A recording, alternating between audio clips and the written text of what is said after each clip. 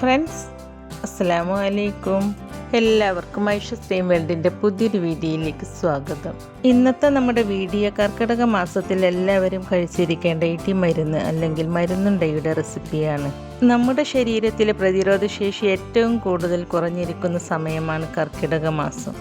അതുകൊണ്ട് തന്നെയാണ് നമ്മുടെ മുത്തശ്ശിമാരൊക്കെ കർക്കിടക മാസത്തിൽ കുറേ കർക്കിടക റെസിപ്പീസ് പണ്ട് ട്രൈ ചെയ്യാൻ കാരണം. അപ്പോൾ അതൊക്കെ കഴിക്കുന്നത് കൊണ്ട് നമ്മുടെ ശരീരത്തിൻ്റെ ബലം കൂട്ടാനും ഇമ്മ്യൂണിറ്റി ബൂസ്റ്റപ്പ് ചെയ്യാനും നമ്മുടെ ശരീരത്തിനെ ഈ മാസത്തിൽ നല്ല രീതിയിൽ പ്രിവെൻറ്റ് ചെയ്യാനും പിന്നെ ഈ വർഷം മുഴുവനും ആരോഗ്യത്തോടെ ഇരിക്കാനും മഴക്കാലത്തും തണുപ്പ് കാലത്തുമൊക്കെ ഉണ്ടാകുന്ന നടുവേദന, സന്ധിവേദന, ആർത്രൈറ്റിസ് പോലെയുള്ള രോഗങ്ങളൊക്കെ വരാതിരിക്കാനും ഗ്യാസിൻ്റെ പ്രോബ്ലംസ്, വാതസംബന്ധമായ രോഗങ്ങൾ ഇതൊക്കെ മാറാനും ഈ സമയത്ത് മരുന്നുണ്ട കഴിക്കുന്നത് വളരെ നല്ലതാണ്. കർക്കിടക മാസത്തിൽ മാത്രമല്ല, പ്രസവശേഷം സ്ത്രീകൾക്ക് പ്രസവരക്ഷയായും ശരീരം ക്ഷീണിച്ചവർക്കുമൊക്കെ ഈ മരുന്നുണ്ട കഴിക്കാവുന്നതാണ്.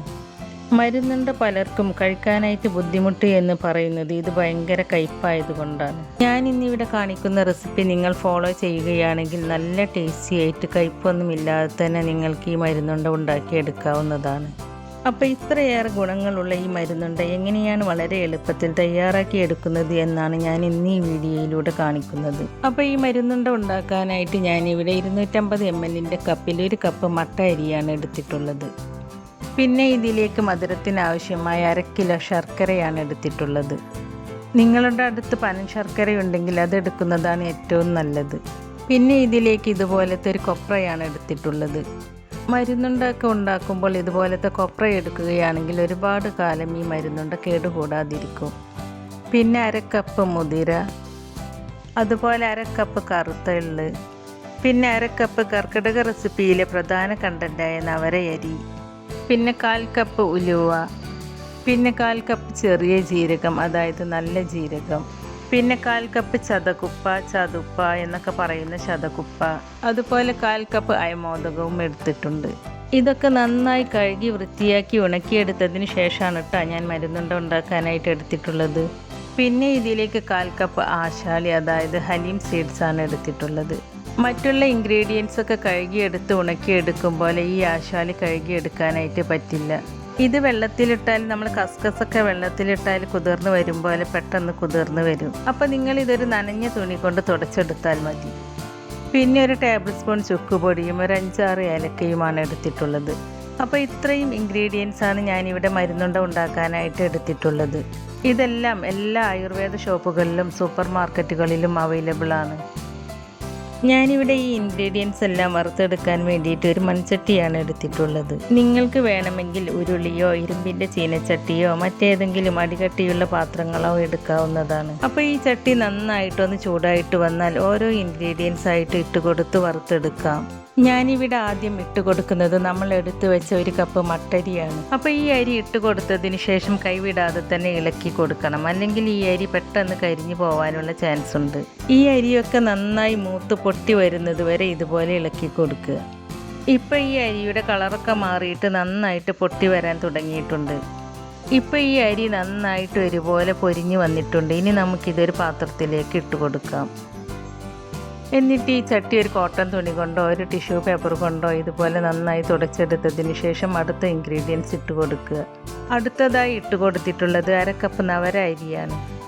കർക്കിടക മാസത്തിലെ മരുന്ന് കഞ്ഞിയിലെ പ്രധാന കണ്ടൻ്റായ ഈ നവരയരി പ്രസവലേഹം മുതൽ പല ലേഹങ്ങളുടെ നിർമ്മാണത്തിലും ഉപയോഗിക്കുന്നതാണ്. ഈ നവരയരി ശരീരത്തിന് നല്ല ബലവും ആരോഗ്യം കിട്ടാനും അതുപോലെ നമ്മുടെ പ്രതിരോധശേഷി കൂട്ടാനും ഷുഗർ കൺട്രോളിലാക്കാനും പനി, ഉദര രോഗങ്ങളൊക്കെ പെട്ടെന്ന് മാറി കിട്ടാനും നവര അരി കൊണ്ട് കഞ്ഞി വെച്ച് കുടിക്കുന്നത് വളരെ നല്ലതാണ്. ഇപ്പോൾ ഈ അരിയും നന്നായിട്ട് പൊട്ടി വന്നിട്ടുണ്ട്. ഇനി ഇത് നമ്മൾ നേരത്തെ മട്ട അരി വറുത്തെടുത്തത് ഇട്ട് കൊടുത്ത പാത്രത്തിലേക്ക് തന്നെ ഇട്ട് കൊടുക്കാം. എന്നിട്ട് നേരത്തെ ചെയ്തതുപോലെ തന്നെ ഈ ചട്ടി ഇതുപോലെ ഒന്ന് തുടച്ചെടുക്കുക. അതിനുശേഷം വറുത്തെടുക്കാൻ ഈ ചട്ടിയിലേക്ക് ഇട്ട് കൊടുക്കുന്നത് 1/2 കപ്പ് മുതിരയാണ്. മുതിരയിൽ ധാരാളം അയണും കാൽസ്യവും ഉണ്ട്. അതുപോലെ ഇതിൽ ഹൈ പ്രോട്ടീനും ഹൈ കാലറീസും ഉണ്ട്. പക്ഷേ ഇതിൽ നോ ഫാറ്റാണ് ഉള്ളത് എന്നതാണ് ഇതിൻ്റെ ഏറ്റവും നല്ല ഗുണങ്ങളിലൊന്ന്. അതുപോലെ ഹീമോഗ്ലോബിൻ്റെ കുറവുള്ളവർക്കും മുതിര കഴിക്കുന്നത് നല്ലതാണ്. മൂത്രത്തിൻ്റെ പ്രശ്നമുള്ളവർക്കും സ്റ്റോണിൻ്റെ പ്രശ്നമുള്ളവർക്കും മെൻസസ് ക്രമത്തിലല്ലാത്തവർക്കും അതുപോലെ ഇതിൽ 0 ഫാറ്റ് ആയതുകൊണ്ട് വെയിറ്റ് ലോസ് ആഗ്രഹിക്കുന്നവർക്കും മുതിര കഴിക്കുന്നത് നല്ലതാണ്. ഇതിൽ ഫൈബർ ധാരാളം അടങ്ങിയിട്ടുള്ളത് കൊണ്ട് ഡൈജഷൻ പ്രോബ്ലംസ് ഉള്ളവർക്കൊക്കെ ഈ മുതിര കഴിക്കുന്നത് നല്ലതാണ്. ഇപ്പോൾ ഈ മുതിരയുടെ കളറൊക്കെ മാറിയിട്ട് നന്നായിട്ട് പൊട്ടി വന്നിട്ടുണ്ട്. ഇനി നമുക്ക് ഇതും പാത്രത്തിലേക്ക് എടുത്തു മാറ്റാം. ഇനി അടുത്തതായിട്ട് വറുത്തെടുക്കാനായിട്ട് ചട്ടിയിലേക്ക് ഇട്ട് കൊടുക്കുന്നത് 1/2 കപ്പ് കറുത്ത എള്ളാണ്. എള്ളിൽ നന്നായിട്ട് കല്ലും മണ്ണൊക്കെ ഉണ്ടാവും. അപ്പോൾ എള്ള് നന്നായിട്ട് തന്നെ എടുക്കുമ്പോൾ വെള്ളത്തിന് മുകളിൽ പൊങ്ങിക്കിടക്കുന്ന എള്ള് മുഴുവനായിട്ടും കളയണം കേട്ടോ. അത് കളഞ്ഞില്ലെങ്കിൽ ഒരു കയ്പ്പ് ടേസ്റ്റ് ആയിരിക്കും. അത് പ്രത്യേകം ശ്രദ്ധിക്കുക കേട്ടോ. എള്ളിൽ ധാരാളം നാരുകൾ അടങ്ങിയിട്ടുണ്ട്. കൂടാതെ ആൻറ്റി ഓക്സിഡൻസ്, ബി കോംപ്ലക്സ്, അതായത് വൈറ്റമിൻ B2, B3, B6, കൂടാതെ copper, phosphorus, selenium, magnesium, manganese ഇവയെല്ലാം അടങ്ങിയിട്ടുണ്ട്. ഇത് നമ്മുടെ ദഹന വ്യവസ്ഥയെ ശക്തിപ്പെടുത്തുകയും മലബന്ധം അകറ്റുകയും ചെയ്യുന്നു. അതുപോലെ ഷുഗർ കൺട്രോളിലാക്കാനും ചീത്ത കൊളസ്ട്രോൾ കുറക്കാനും തൈറോയ്ഡ് ഗ്രന്ഥിയുടെ പ്രവർത്തനം ശരിയായ രീതിയിലാക്കാനും എള്ള് കഴിക്കുന്നത് നല്ലതാണ്. ഇപ്പോൾ ഈ എള്ളിൻ്റെയും കളറൊക്കെ മാറിയിട്ട് നന്നായിട്ട് പൊട്ടി വന്നിട്ടുണ്ട്. ഇനി ഇതും നമുക്ക് പാത്രത്തിലേക്ക് എടുത്തു മാറ്റാം. ഞാനിതെല്ലാം ഒരേ പാത്രത്തിലേക്ക് തന്നെയാണ് ഇട്ട് കൊടുക്കുന്നത്. കാരണം ഇതെല്ലാം നമുക്ക് പൊടിച്ചെടുക്കാനുള്ളതാണ്. അടുത്തതായിട്ട് വറുത്തെടുക്കുന്നത് 1/4 കപ്പ് ഉലുവയാണ്. ഉലുവയിൽ ഏറ്റവും കൂടുതൽ അടങ്ങിയിട്ടുള്ളത് അയേണാണ്. അതിന് പുറമെ ധാരാളം പ്രോട്ടീൻസ്, അന്നജം, ഫൈബർ എന്നിവയും അടങ്ങിയിട്ടുണ്ട്. ഉലുവ ഷുഗർ കുറക്കാനും കൊളസ്ട്രോൾ കുറക്കാനും വളരെയേറെ ഹെൽപ്പ് ചെയ്യുന്നുണ്ട്. അതുപോലെ തന്നെ തൈറോയിഡിൻ്റെയും പാൻക്രിയാസിൻ്റെയും ഓവറിയുടെയും ഒക്കെ ഫങ്ഷൻസ് ക്രമപ്പെടുത്തുന്നതിന് ഉലുവ കഴിക്കുന്നത് നല്ലതാണ്. അതുപോലെ നെഞ്ചെരിച്ചിൽ, അസിഡിറ്റി, ദഹനക്കേടുള്ളവർക്കും ഉലുവ കഴിക്കുന്നത് നല്ലതാണ്. സ്ത്രീകൾക്ക് ആർത്തവ സമയത്തുണ്ടാകുന്ന വയറുവേദനയ്ക്ക് ഉലുവ തിളപ്പിച്ച വെള്ളം കുടിച്ചാൽ വേദനയ്ക്ക് ശമനം കിട്ടുന്നതാണ്. ഇപ്പോൾ ഈ ഉലുവയുടെയും കളറൊക്കെ മാറിയിട്ട് നന്നായിട്ട് പൊട്ടി വന്നിട്ടുണ്ട്. ഇനി ഇതും നമുക്ക് പാത്രത്തിലേക്ക് എടുത്തു മാറ്റാം. ഇനി അടുത്തതായിട്ട് വറുത്തെടുക്കുന്നത് 1/4 കപ്പ് ചെറിയ ജീരകം, അതായത് കുമിൻ സീഡ്സ് ആണ്. ജീരകം പല ആരോഗ്യ പ്രശ്നങ്ങൾക്കുമുള്ള നല്ലൊരു മരുന്നാണ്. ഇതിൽ magnesium, calcium, iron, potassium, phosphorus, vitamin A, vitamin C എന്നിവ അടങ്ങിയിട്ടുണ്ട്. ഇത് ശരീരത്തിലെ കൊഴുപ്പ് നീക്കാനും ദഹനം ശക്തിപ്പെടുത്താനും ഗ്യാസ്, അസിഡിറ്റി, വയറിൻ്റെ ആരോഗ്യത്തിനും രോഗപ്രതിരോധ ശേഷി കൂട്ടാനും ജീരകം കഴിക്കുന്നത് നല്ലതാണ്.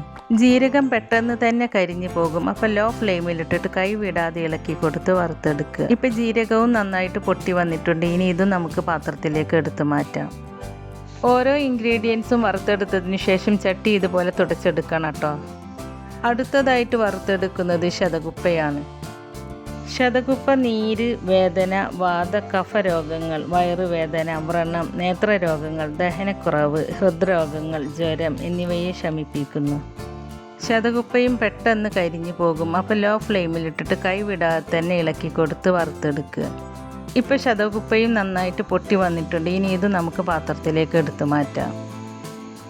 ഇനി അടുത്തതായിട്ട് വറുത്തെടുക്കുന്നത് 1/4 കപ്പ് അയമോദകമാണ്.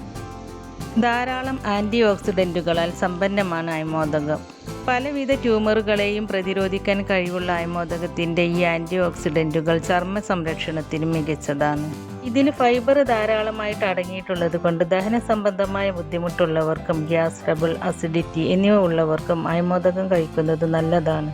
മാത്രമല്ല ശരീരത്തിലെ ടോക്സിനുകളെ നീക്കം ചെയ്യാനും ശരീരത്തിലെ വിഷാംശം നീക്കം ചെയ്യാനും അതുപോലെ ലിവർ, കിഡ്നി തുടങ്ങിയവയുടെ ആരോഗ്യം വർദ്ധിക്കാനും അയമോദകം കഴിക്കുന്നത് നല്ലതാണ്.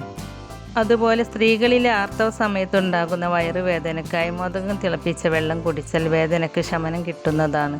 ഇപ്പോൾ അയമോദകത്തിൻ്റെയും കളറൊക്കെ മാറിയിട്ട് നന്നായിട്ട് പൊട്ടി വന്നിട്ടുണ്ട്. ഇനി ഇത് നമുക്ക് പാത്രത്തിലേക്ക് എടുത്തു മാറ്റാം. ഇനി അടുത്തതായിട്ട് വറുത്തെടുക്കാൻ പോകുന്നത് ആശാളി, ഹലീം സീഡ്സ് ആണ്. ആശാളി കഴിക്കുന്നത് നമ്മുടെ ശരീരത്തിന് ഒരുപാട് നല്ലതാണ്. ഇതിൽ ധാരാളം അയണും കാൽസ്യവും വൈറ്റമിൻ എയും വൈറ്റമിൻ സിയും ഒക്കെ അടങ്ങിയിട്ടുണ്ട്. അതുപോലെ രക്തക്കുറവുള്ളവർക്കും ആശാളി കഴിക്കുന്നത് വളരെ നല്ലതാണ്. ആശാളിയും നന്നായിട്ട് പൊട്ടി വന്നിട്ടുണ്ട്. ഇനി നമുക്ക് ഇതും പാത്രത്തിലേക്ക് എടുത്തു മാറ്റാം. ഇപ്പം നമ്മുടെ എല്ലാ ഇൻഗ്രീഡിയൻസും വറുത്തെടുത്തിട്ടുണ്ട്. ഇനി ഇത് ചൂടാറി വന്നതിന് ശേഷം ഒരു മിക്സിയുടെ ജാറിലിട്ട് പൊടിച്ചെടുക്കാം. ഇപ്പോൾ ഇതെല്ലാം നന്നായിട്ട് ചൂടാറി വന്നിട്ടുണ്ട്. ഇനി ഞാൻ ഇതൊരു മിക്സിയുടെ ജാറിലിട്ട് പൊടിച്ചെടുക്കുകയാണ്. ഞാനിത് ഒന്നിച്ചങ്ങോട്ട് പൊടിച്ചെടുക്കുന്നില്ല, 2-3 തവണയായിട്ടാണ് കേട്ടോ ഇത് പൊടിച്ചെടുക്കുന്നത്. അപ്പോൾ ഞാനിതുപോലെ നന്നായിട്ടൊന്ന് പൊടിച്ചെടുത്തിട്ടുണ്ട്. ഇനി ഇതൊരു പാത്രത്തിലേക്ക് ഇട്ട് കൊടുക്കുകയാണ്. എന്നിട്ട് ബാക്കിയുള്ളതും ഇതുപോലെ പൊടിച്ചെടുക്കുക. ഇതെല്ലാം കരിഞ്ഞു പോകാതെ വറുത്തെടുത്തത് കൊണ്ട് നമുക്കിത് പെർഫെക്റ്റായിട്ട് തന്നെ പൊടിഞ്ഞ് കിട്ടിയിട്ടുണ്ട്. നമ്മൾ എടുത്തു വെച്ച ഏലക്കയും ഇതിൻ്റെ കൂടെ തന്നെ ഇട്ട് കൊടുത്ത് പൊടിച്ചെടുക്കുകയാണ്. അപ്പോൾ ഞാനിതെല്ലാം ഇവിടെ പൊടിച്ചെടുത്തിട്ടുണ്ട്. ഇനി ഇതിലേക്ക് 1 ടേബിൾ സ്പൂൺ ചുക്കുപൊടിയും ചേർത്ത് കൊടുക്കുന്നുണ്ട്. ചുക്കുപൊടിയും ദഹനത്തിന് നല്ലതാണ്. ചുക്കുപൊടി ചേർത്ത് കൊടുത്തതിന് ശേഷം ഇതെല്ലാം ഒന്ന് നന്നായിട്ടൊന്ന് മിക്സ് ചെയ്തെടുക്കുക. അതിനുശേഷം നമ്മൾ എടുത്തു വെച്ച കൊപ്ര ചെറിയ കഷ്ണങ്ങളായി കട്ട് ചെയ്തതിന് ശേഷം ഒരു മിക്സിയുടെ ജാറിലിട്ട് ക്രഷ് ചെയ്തെടുക്കുക. ഇപ്പം ഞാൻ ഈ കൊപ്ര ഇതുപോലെ ക്രഷ് ചെയ്തെടുത്തിട്ടുണ്ട്. ഇനി ഒരു പാൻ അടുപ്പത്ത് വെച്ച് അതിലേക്ക് 2 ടേബിൾ സ്പൂൺ ഗീ ചേർത്ത് കൊടുക്കുക.